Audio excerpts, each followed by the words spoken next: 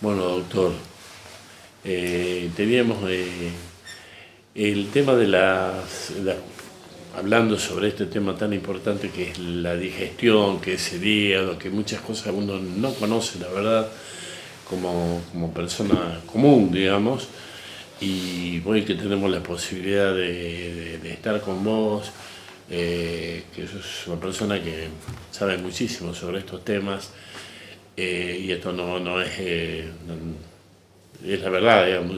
No sé si será tan así. No, es que, ¿sabes No qué creo. pasa? Que nosotros siempre sabemos por los mismos pacientes te cuentan, los mismos médicos, antes de hacer. Pero, por ejemplo, en el caso de las enfermedades celíacas, ¿qué significan las enfermedades celíacas, por ejemplo?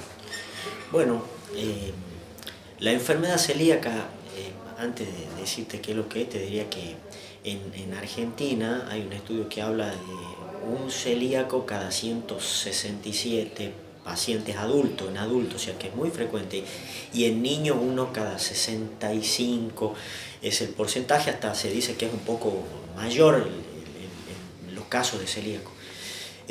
La enfermedad celíaca es una enfermedad autoinmune donde tu mismo organismo desconoce, rechaza, ataca a tus intestinos, digamos. Es como si lo desconociera. Y el órgano blanco es el intestino. Y con la particularidad que ahí en el intestino es donde se absorben minerales, se absorbe el hierro, proteínas. Entonces el paciente celíaco sufre mala absorción. ¿Sí? Entonces el paciente celíaco puede ser oligosintomático, o sea, tener muy pocos síntomas, tener muchos síntomas. Hoy en día por las redes es como que está más diseminado y la gente lee más o escucha más o ve más, entonces está como más interiorizado el tema y ante pequeñas dudas consulta. Además que está de moda hoy no consumir hidrato de carbono, no consumir harinas, es como que eso por ahí es un arma de doble filo, no hay que darle a un paciente decirle no consumas nada de harina, no es un buen consejo. Si el paciente es celíaco, bueno, ahí sí, estamos hablando de harina de trigo, porque hoy en día está harina de almendra, harina de esto, harina de aquello. Claro. Pero bueno, el paciente consulta básicamente por sintomatologías intestinales, distensión, gases, diarrea. Si bien la enfermedad celíaca puede tener manifestaciones extradigestivas en la piel, prurito o lesiones tópicas como ampollas, rash cutáneo. Bueno, básicamente eso, no sé qué. Pero, por ejemplo, es el celíaco. ¿Tiene algún tipo de rechazo a las harinas? ¿Es verdad todo eso? Claro, sí. El paciente celíaco ya diagnosticado, ¿cuál sería la forma de diagnosticarlo también? Bueno, primero la sospecha clínica, ¿no es cierto? Claro. Sospechar que el paciente puede ser celíaco por el antecedente o la sintomatología clínica que te trae. Y lo primero es la realización, la solicitud de los anticuerpos para celíaco, antitransglutaminasa, bueno, son un análisis de sangre. Si el paciente te trae ese análisis y da positivo, el gol estándar es la endoscopía con toma de biopsia a nivel duodenal. Y acá en el hospital contamos con una patóloga, la doctora Constanza Lorente, que es excelente. Y bueno, si esa biopsia da positiva, digamos, Claro. sería ya la confirmación definitiva. Y ahí uno tiene que ya llevar a la restricción de lo que es el trigo, la cebada, la centena y la avena, o sea, libre de TAC. Pero hoy en día el paciente, volviendo a las redes, es más fácil todo, creo yo, porque está muy diseminado cómo son las dietas exactamente. Consume en cualquier negocio, se consigue los fideos, fideos sin TAC, de otro tipo de harina. Entonces como que no digo que sea fácil hacerla la dieta, porque Claro. pero hoy en día se consigue más. El problema es que son caros, no son baratos, no es barata los tratamientos. Exactamente, los alimentos. Los alimentos no son fáciles, no tiene que tomar medicación el celíaco, no tiene que tomar medicación salvo que tenga sintomatología, cólicos, diarrea, bueno, tratar de forma sintomática. Te hago una consulta, doctor. ¿Esto se da también en los niños? Uno nace celíaco, no se hace celíaco, uno no es, yo me hice celíaco en adulto, no, uno nace porque es genético.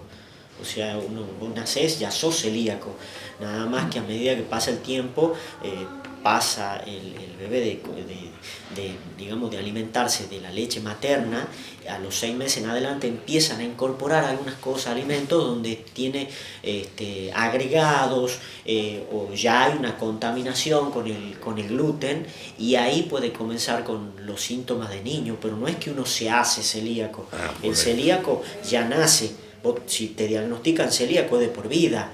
No es que ahora estoy bien y voy a consumir gluten. No, o sea, el celíaco es de por vida, ¿sí?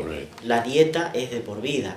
No hay, yo este fin de semana me doy un permitido. No, el celíaco es de por vida. Una vez que se realiza, una vez que se determina y se realiza el diagnóstico con un anticuerpo y con biopsia, es de por vida.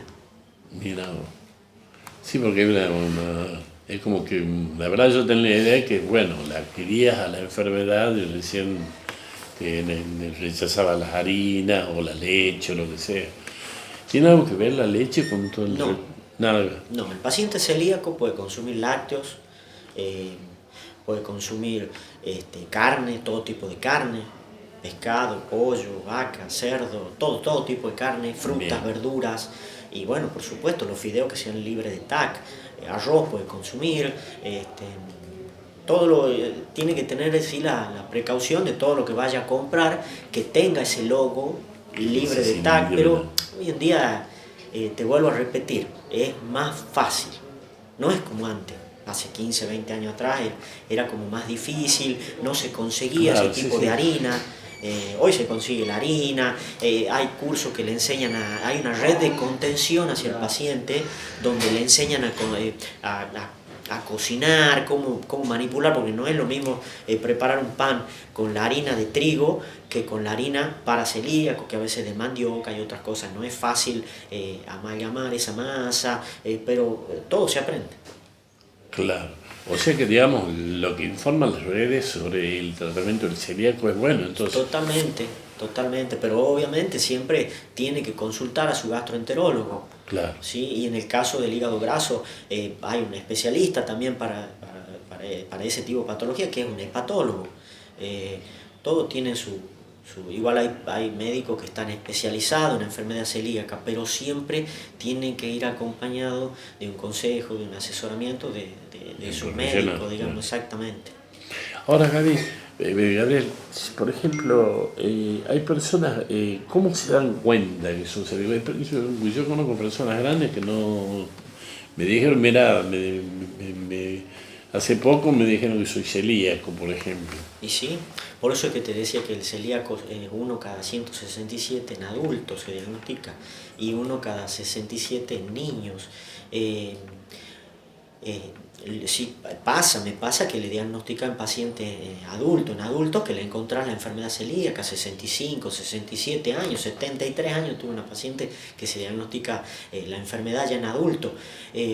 No es que el paciente se da cuenta, soy celíaco, sospecha el paciente ya por todas las redes dice, me hincho tanto, hace tantos años, escuché que sí, aquella persona ya googlea, ya tenemos más accesibilidad. Sí. A la información, entonces uno ya, la curiosidad ya se instala, va a consulta y ya te derivan a un gastroenterólogo, te hacen los anticuerpos, ya es más fácil también, los bioquímicos todo lo hacen a los anticuerpos, entonces más rápido todo, más rápido.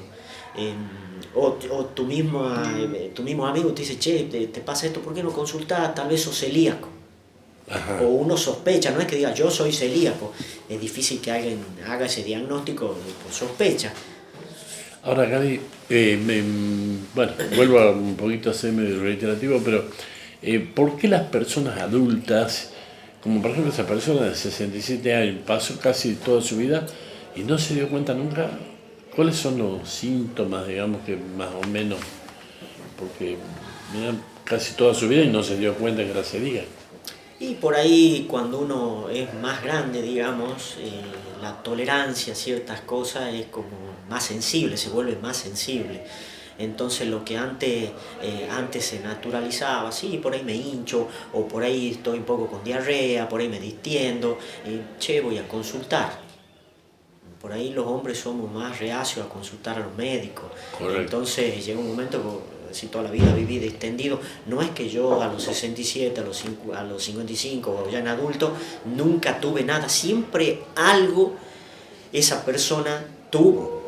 O diarrea, o cólicos, o anemia, o por ejemplo hay mujeres que lo único que tienen es que no pueden quedar embarazadas. Correcto. No pueden quedar embarazadas, y en la consulta se prende esa lamparita y se les pide los anticuerpos y aparece eso y el otro laboratorio está perfecto, no tiene nada y lo único que había, celíaco. Se le diagnostica, se trata y queda embarazada. O sea, es un dato que...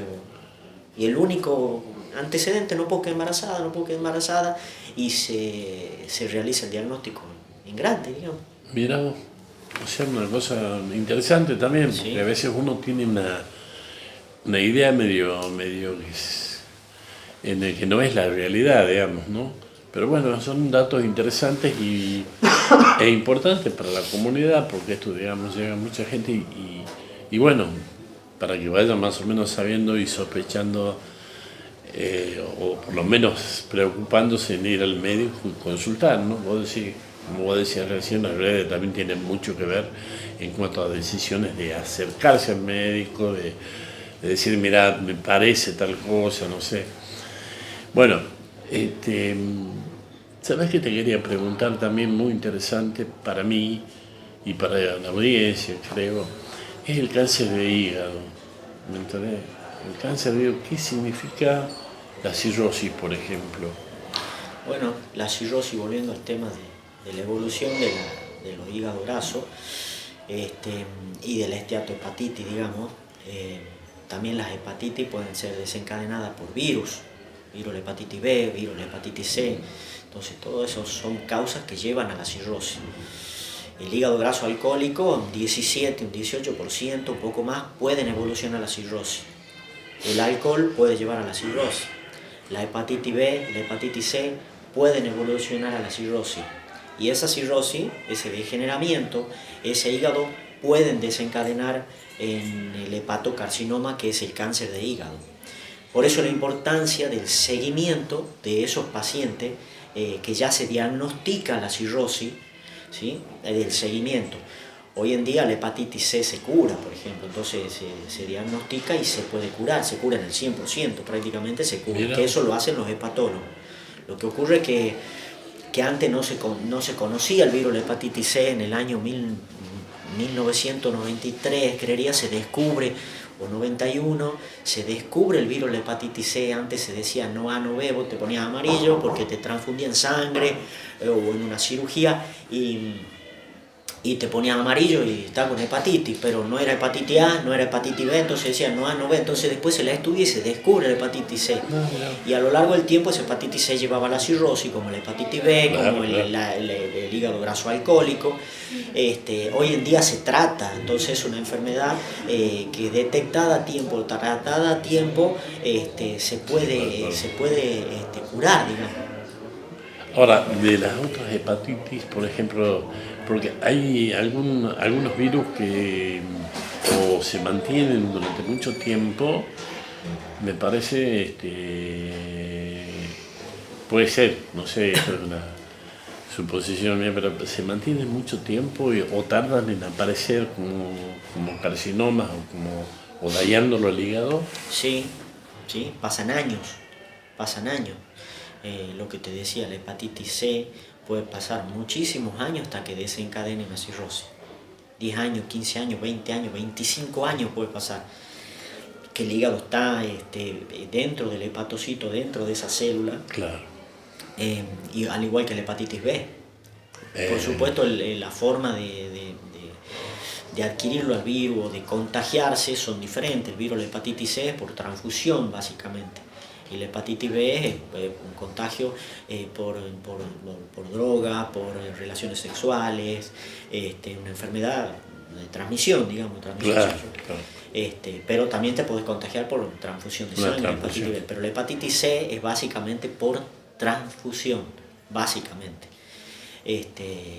Pero el virus, como te digo, son años que lleva haciendo daño en forma crónica en el hígado. Por eso el testeo, el estudio del médico cuando sospecha que puede haber el antecedente de transfusión, el antecedente de que consume drogas, la promiscuidad, todo eso hay que sospecharlo, buscarlo y ver de tratarlo. La hepatitis B por ahora no se cura, pero se trata. Y andan muy bien los pacientes con la hepatitis B.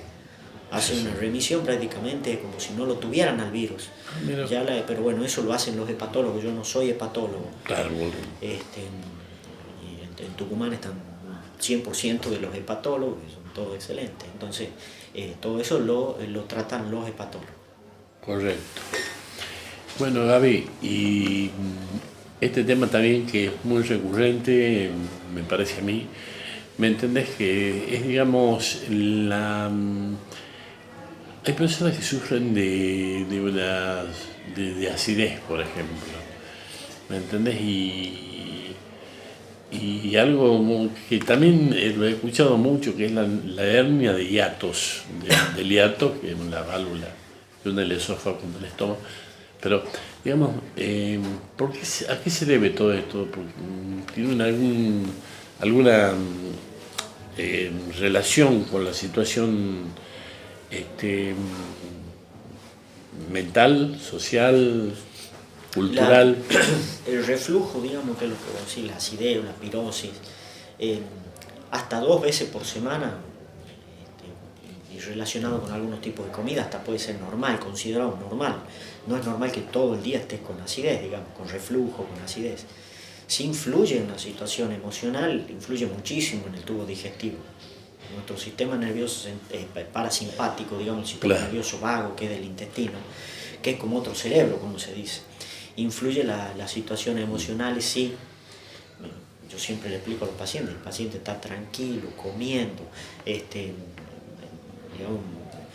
masticando bien los alimentos, comiendo despacio, disfrutando de su alimento,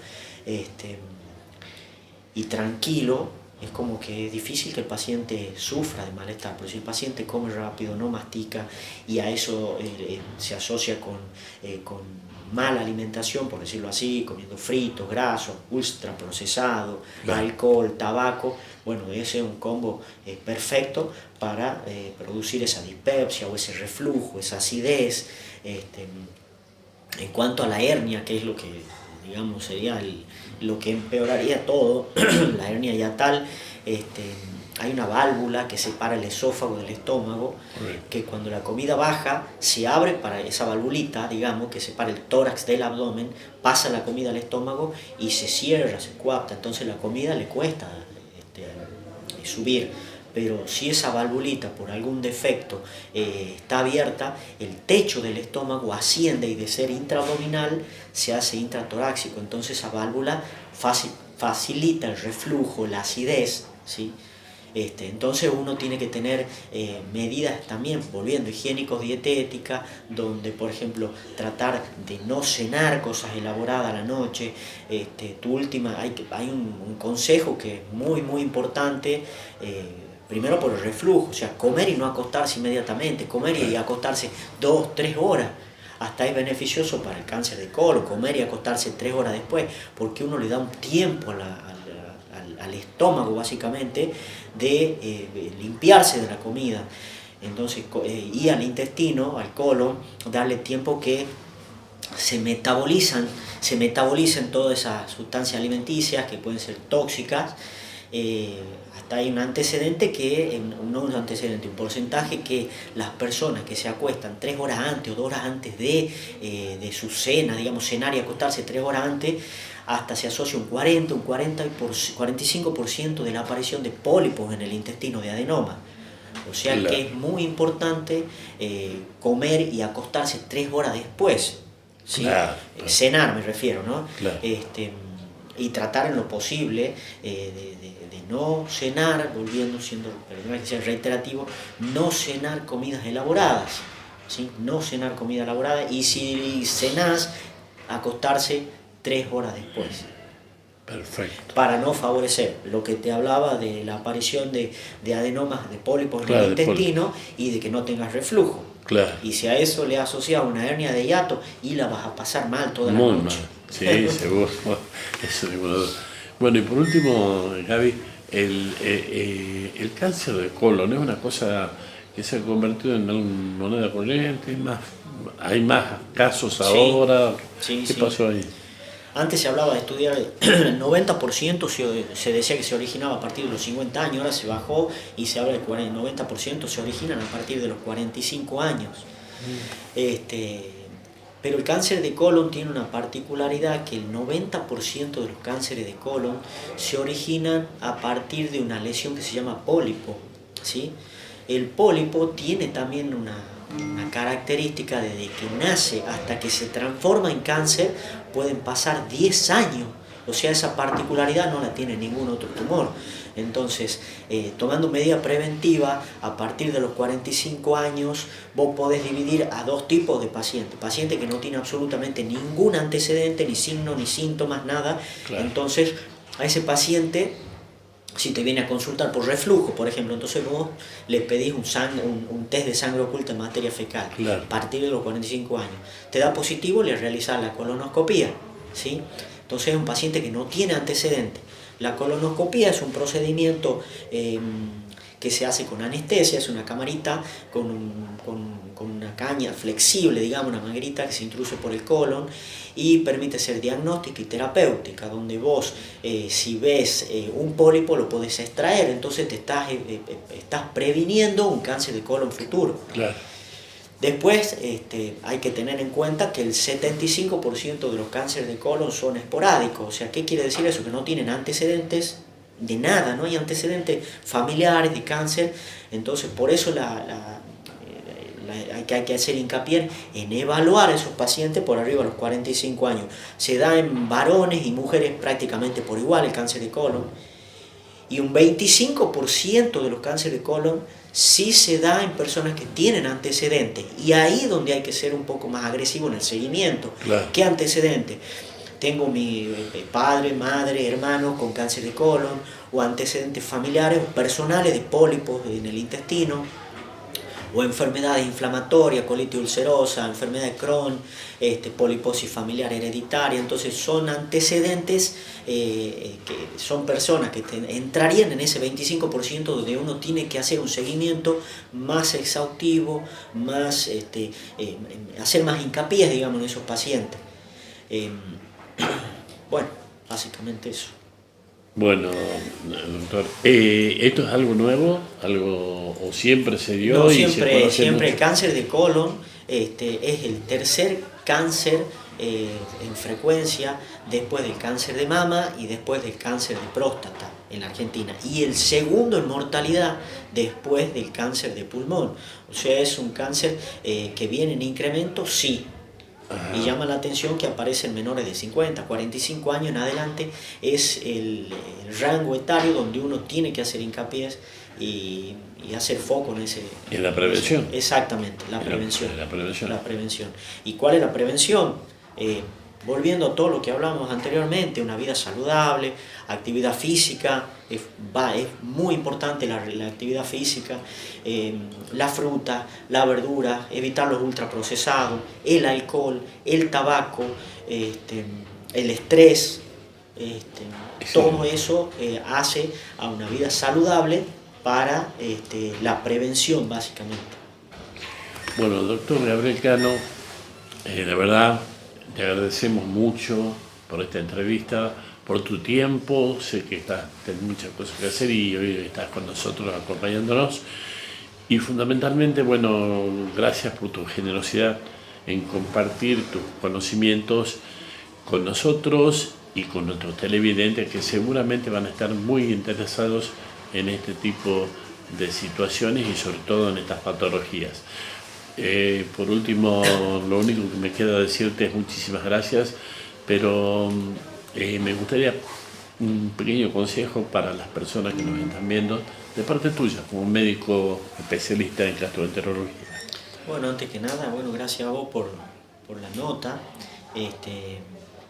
Y básicamente lo más importante sería que la gente tome conciencia de que esta patología de la que hablamos, la enfermedad celíaca, el hígado graso, el cáncer de colon, cáncer de hígado, la hepatitis, son enfermedades que se pueden tratar, se pueden prevenir, y bueno, abrir las puertas a la comunidad, que estamos acá en el Hospital Regional de Concepción, que ya más de 20 años estoy aquí y que le debo mucho.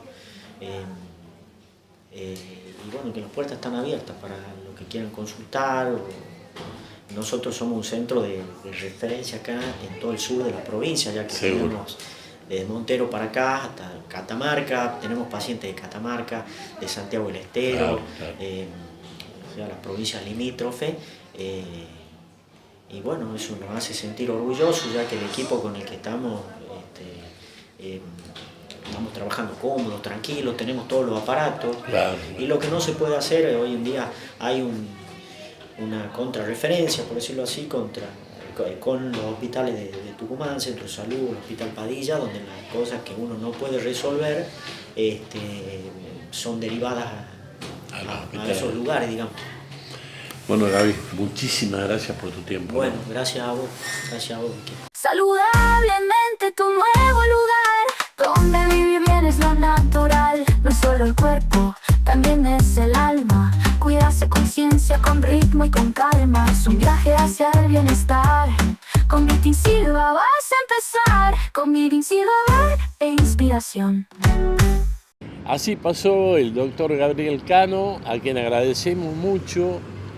Él tuvo la gentileza de cedernos su tiempo, de cedernos su conocimiento, para que juntos, él, vos que nos estás viendo y nosotros, ¿me entendés?, podamos tener una mejor calidad de vida. Y espero que sus consejos te hayan servido, junto con el programa, para entender algunas cosas y bueno, que te sirvan para mejorar tu calidad de vida y tu salud. Cuida tu salud, porque ya sabes, sin salud no hay felicidad. Un abrazo grande para todos, nos estaremos viendo el próximo lunes, si Dios lo permite. Gracias. Cuando el cuerpo la mente quiere brillar, hay un lugar al que puedes llegar. Con Vitin Silva en energía, aprende salud cada día. Saludablemente ven a disfrutar consejos que te ayudan a estar mucho mejor, con cuerpo activo y mente despierta. Vitin te espera con la puerta abierta. Saludablemente empieza a cambiar, un programa que te hace soñar. Alimentación, movimiento y más hábitos sanos que puedes aplicar, con entrevistas, datos y diversión. La salud se vuelve inspiración. Saludablemente ven a disfrutar consejos que te ayudan a estar mucho mejor, con cuerpo activo y mente despierta. Vitin te espera con la puerta abierta. Saludablemente empieza a cambiar, un programa que te hace soñar. Con de vivir bien es lo natural.